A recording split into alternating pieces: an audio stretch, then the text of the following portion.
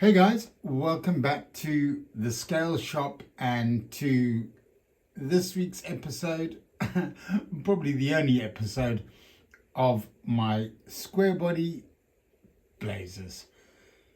The K10 Scottsdale over there from RC4 drive, the body that is, on an SCX10-2 chassis, and we have the TRX4 K5 blazer over here.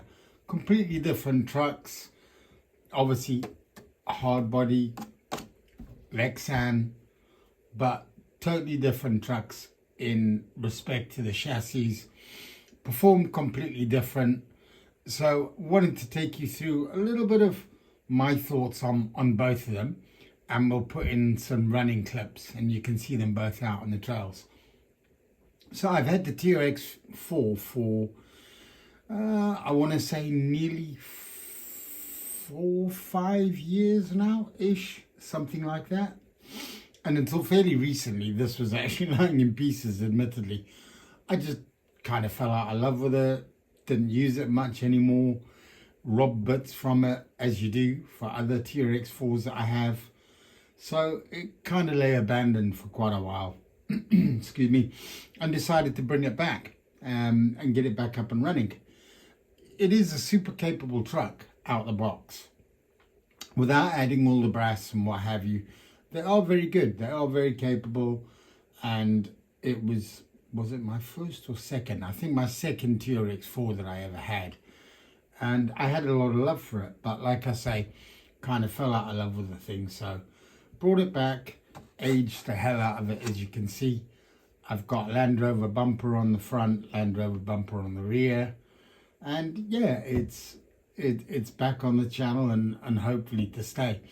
I will say though, the rusting product that I've used, I don't quite understand why, but it's lost its rust patina, like the brown and reddish colors, and gone black and green. So no idea why that's happened, but I've got some new stuff coming, so I'll probably scrape all of this off, which will be a total pain, and redo it all. And then, yeah, the Scottsdale is a fantastic little truck. Ooh, wrong direction. So this is currently on an SCX10-2 chassis, running two different shock setups. One in the front is, I think, is 100mm, and the rear is 80.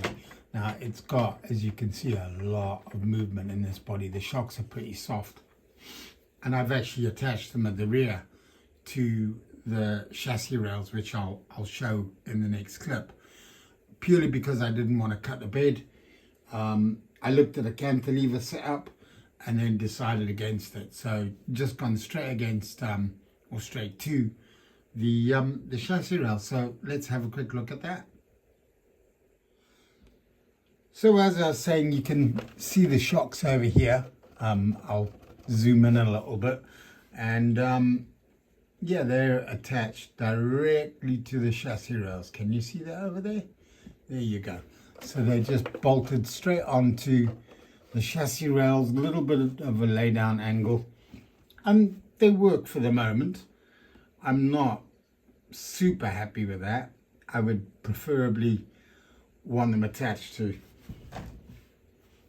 something else, but I'll need to figure it out. I mean, it's quite wobbly and leany, and it's got a fair bit of flex out of them anyway. So yeah, that's kind of does for that. And then, as you'll see on the front here, is I've got some other shocks that are just mounted directly as they would normally be mounted. So I don't know, we need to rethink a couple of little things on this truck, but I will say I do love it. The body from RC4 drive is absolutely spectacular. I mean, the patina's come out exceptionally well. At least I'm biased, so in my book I think it does, but the truck itself is really good fun to drive. And I've got the battery mounted. This thing's always a pain. Up front, so battery goes in there, So we do not need to remove the body every time we want to change a battery. But let's have a quick look at the TRX4M, and I'll show you one of the major differences between the two, besides hard bodies and so on. So let's look at the TRX4. As you can see here, the clearance on that, I can almost put my entire arm underneath it. And that's primarily because of it running on the portals. The portals have given it a lot more ground clearance.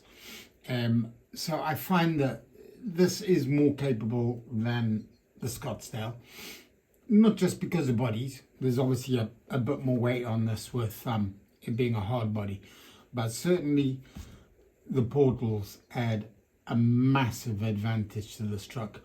Obviously it's not super scale. These trucks never came with portal setups. So I can understand it from that point. And maybe a straight axle conversion would be better. But as you can see, that is as far as I can get underneath this. My hand is touching. Whereas that, you can literally get your entire arm underneath. So from a performance perspective, like I was saying, this is certainly better at getting over things. It doesn't get stuck as much as that does. However, on a scale, on a trail or a scale trail, that certainly looks more the part than this does. But anyway, enough waffling. I'll chuck a couple of clips in. You guys have a look and tell me in the comments down below on what you prefer. Do you prefer the TRX4 with a blazer body? Do you prefer the SCX10-2 with RC4 drive body? Let me know in the comments. Opinions are divided as always, but I'd love to hear yours. And as always, please like, comment, smash the subscribe button. Really goes a long way, guys. Thank you very much, and catch you on the next one. Cheers for now.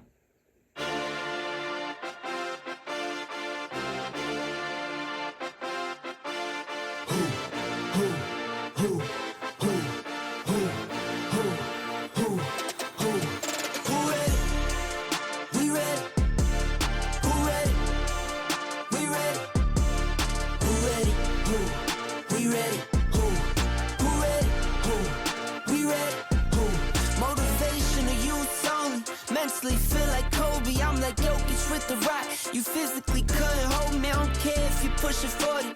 You can never little bro me. Euro step like Ginobili, from young OG to the OG. From nosebleeds to floor seats, circle stronger than Cuban links. My gold dance, your gold plated. You verse me, now that's a reach. We ready. Who ready? We ready. Who ready? Who? We ready. Who? Who ready? Who? We ready.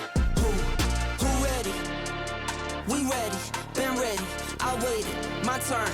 On God. Held steady. I keep dropping back to back. I keep going if you let me. I've been sitting at the top, looking down at those who left me. Promise I'm not being petty. I'm the one they envy. Brody moving state to state, make $1 million out the semi. Plus I grinded from the start. I was stacking